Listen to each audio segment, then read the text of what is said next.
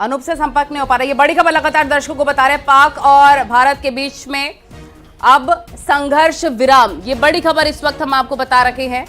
और एमईए की ब्रीफिंग हो रही थी थोड़ी देर में, बातचीत की डोनाल्ड ट्रंप ने दोनों देशों से और मध्यस्थता की बात की है।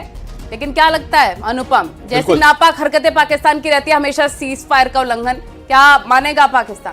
जाहिर तौर पर एक बार न्यूज रूम का रुख करते हैं। आस्था कौशिक हमारे साथ हैं। आस्था, अब तो विदेश मंत्रालय की तरफ से भी यहां पर इस बात पर मोहर लगा दी गई है, यानी कि सीज फायर जिस तरीके से जो बातें अमेरिका की तरफ से शुरू हुई थी उस सब पर दोनों मुल्कों की तरफ से भी मोहर लग गई है। ये बात बिल्कुल कंफर्म हो चुकी है। इसको अब भारत सरकार ने भी पुष्ट कर दिया है कि दोनों ही देश राजी हुए हैं, लेकिन उसमें अमेरिका की मध्यस्थता का नाम तक नहीं लिया गया इस प्रेस कॉन्फ्रेंस में।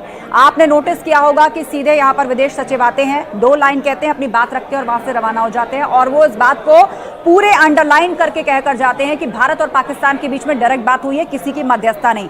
जबकि आप देखिए डोनाल्ड ट्रंप जो अमेरिका के राष्ट्रपति हैं, इशाक डार जो कि विदेश मंत्री हैं पाकिस्तान के, वो और इसके अलावा अमेरिकी विदेश मंत्री वो फोन कर रही हैं बार बार, कभी पाकिस्तान में कभी भारत में। जेडी वांस से पीएम ने बात की, ये वो बता रही हैं। कुल मिलाके भारत ने अमेरिका को बिल्कुल अलग करके रख दिया है और ये कहा है कि इसमें किसी की मध्यस्थता का कोई रोल नहीं है। जो बात हुई है वो दोनों देशों के बीच में हुई है।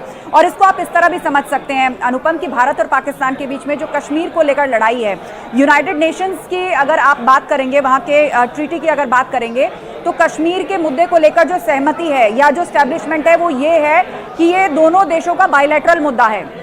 इससे रिलेटेड किसी भी तरह का विवाद होगा या इससे रिलेटेड किसी भी तरह का संघर्ष या स्थिति होगी तो दोनों देश आपस में निपटेंगे। इसमें किसी भी तीसरी मध्यस्थता की जगह नहीं है, किसी भी तीसरे देश को मीडिएशन करने का अधिकार नहीं है। ये बायलैटरल मुद्दा है। अपनी उसी लाइन को कायम रखते हुए भारत सरकार ने इस चीज को वापस अंडरलाइन करके दोहराया है कि मध्यस्थता किसी की नहीं हुई है। सीज फायर पर राजी हुए हैं, दोनों देश हुए हैं, दोनों ने आपस में बातचीत की है।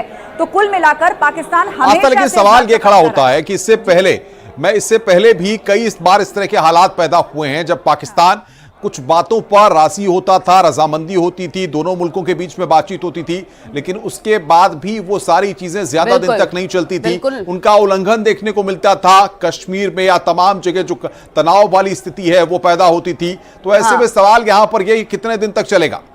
देखिए, वाजिब सवाल उठाया अनुपम आपने, क्योंकि ये जब भी दोनों देशों के बीच में इस तरह का सीज फायर हुआ है या सहमति बनी है, या दोनों सेनाओं के लेवल पे बनी हो या सरकारों के लेवल पर बनी हो, पाकिस्तान की तरफ से हमेशा उसका उल्लंघन किया गया। क्योंकि पाकिस्तान एक ऐसा स्टेट है जहां पर टेरर पलता है, जहां आतंकी कैंप चलते हैं और वही आतंकवादी जो है वो एक छद्म युद्ध भारत के अंदर छेड़े रखते हैं।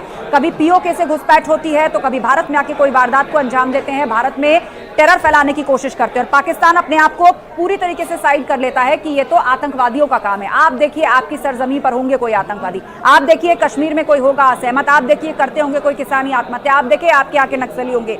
इस तरह का स्टैंड पाकिस्तान रखता हुआ आया है, मतलब अपने आतंक का ठीकरा वो भारत पर फोड़ता नजर आया है। और हर बार इस विश्वास को पाकिस्तान ने तोड़ा है और इसीलिए भारत ने कह दिया कि अब आतंकी घटना हुई तो इसे युद्ध माना जाएगा। लगातार मुंह की खानी भी पाकिस्तान को पड़ी है। अनूप गुप्ता हमारे सहयोगी जुड़े। अनूप, ये जो एमईए की ब्रीफिंग हुई है, अमेरिका का जिक्र नहीं हुआ है उसकी मध्यस्थता का, कैसे इसे देखा जाए? नहीं, बिल्कुल देखिए, ये भारत का पुरानी नीति है। भारत और पाकिस्तान के बीच जो मुद्दे हैं उसको द्विपक्षीय मुद्दा हमेशा से भारत मानता है। उसमें तीसरे पक्ष की मध्यस्थता को कभी भी भारत स्वीकार नहीं करता है। यही वजह है जो एमईए की प्रेस ब्रीफिंग है और पहले हमारे सूत्र बता रहे थे उसके मुताबिक जो डीजीएमओ है दोनों देशों के, उनके बीच बातचीत हुई और उन दोनों के बीच में यह सहमति हुई है कि आगे एस्केलेशन नहीं होगा और जो लगातार फायरिंग हो रहा है उसे बंद किया जाएगा। यानी एमईए की तरफ से यह साफ कर दिया गया, भारत सरकार की तरफ से। अनूप, रुकेंगे एक बार विदेश मंत्रालय की तरफ से प्रेस कॉन्फ्रेंस की गई, उसमें जो जानकारी दी गई है। विक्रम मिस्री ने क्या कहा, एक बार सुनवा देते हैं दर्शकों को। Operations of Pakistan called the Director General of Military Operations of India at 15:35 hours earlier this afternoon. It was agreed between them that both sides would stop all firing and military action on land and in the air and sea with effect from 1700 hours Indian Standard Time today. Instructions have been given on both sides to give effect to this understanding. The Directors General of Military Operations will talk again on the 12th of May at 1200 hours. Director General ठीक है, अनूप हमारे सहयोगी जानकारी दे रहे थे। यानी कि अनूप, भारत ने अपनी शर्तों पर सीज फायर के लागू होने के मानने की बात सहमति यहां पर हुई है, अपनी शर्तें रखी हैं भारत ने, और पहले भारत ने नहीं, पाकिस्तान की तरफ से ये बात हुई है। देखिए, यहाँ पर अपनी शर्तों की बात नहीं होती है। भारत लगातार पहले से कह रहा था कि उनकी जो लड़ाई है वो आतंकवादियों के खिलाफ है, किसी देश, किसी सिविलियन या किसी मिलिट्री एस्टेब्लिशमेंट के खिलाफ नहीं है।